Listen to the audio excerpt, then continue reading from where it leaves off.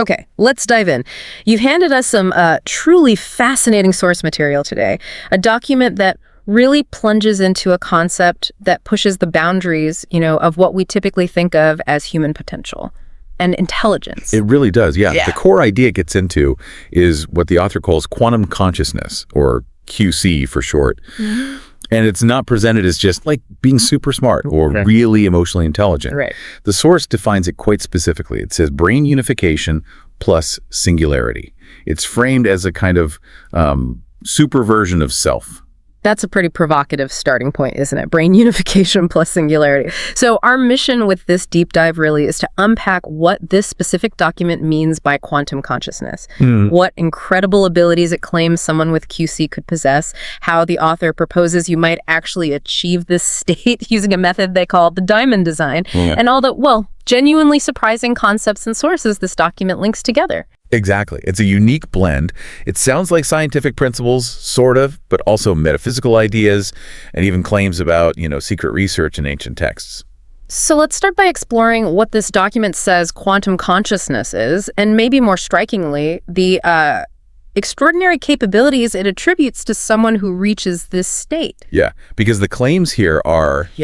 Well, they're significant. Pretty out there, some of them. It definitely doesn't shy away. It lists things that sound, frankly, like science fiction. Yes. Like operating beyond speed of light. Whoa, okay. And bellow atom existence. Okay, hold on. Beyond the speed of light, below the atomic level. I mean, those are claims that fundamentally challenge our current understanding of physics.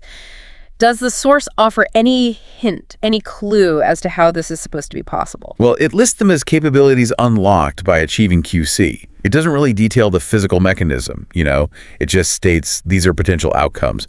It also includes things like the ability to know the future. Knowing the future. I'm being in space 2 places at once. Multi-location, like bilocation or something. The source is really jumping into abilities we associate more with. How? Well, superpowers, maybe? Or advanced spiritual texts, perhaps? Precisely. And it also lists abilities often discussed in, say, parapsychology, but frames them here as direct results of this quantum consciousness. Things like telepath listen remote sound. And remote view and sense. So, sensing or perceiving things far away beyond the normal 5 senses. Well, what's particularly interesting here, I think, from the source's perspective, is the contrast it draws between this potential for human quantum consciousness and the technological quest for artificial intelligence, or a quantum computer. Yes, exactly. The document suggests that while we're heavily investing in building, external quantum computing power, maybe we can cultivate a similar but distinct form of intelligence within ourselves. Right. It positions human QC as beneficial for early awakening to defend, predict, act intelligently, solve problems, adapt technology. So it's framed almost as a necessary step for humanity's survival, or maybe advancement, especially with AI developing so fast. And this leads to one of the most striking points in the document, I thought. The idea that a war starts between quantum mind and quantum computer. Yeah, it presents a really clear choice, doesn't it? Yeah. Derived from this perspective.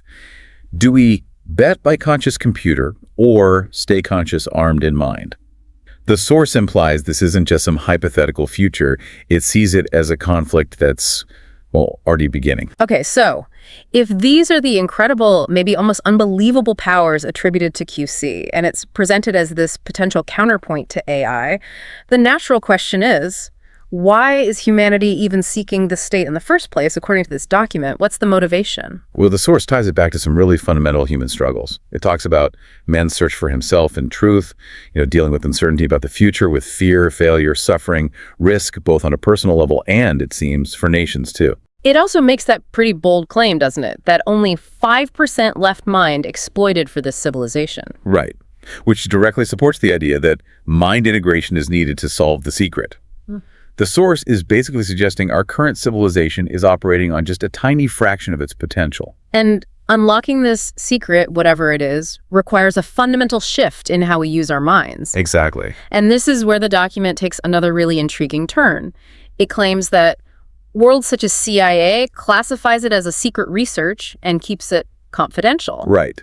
Now, the source attributes this secrecy to the idea that they know who are conscious.